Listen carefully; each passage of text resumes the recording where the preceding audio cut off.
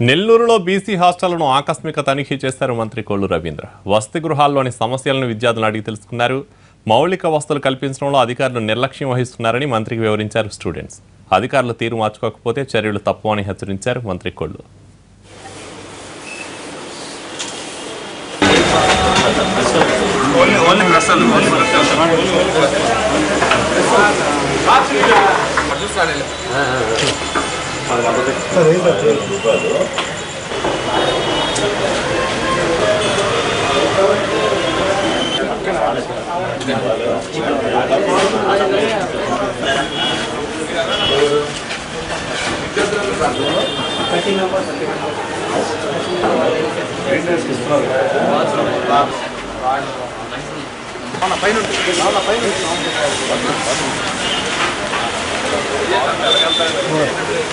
పైకి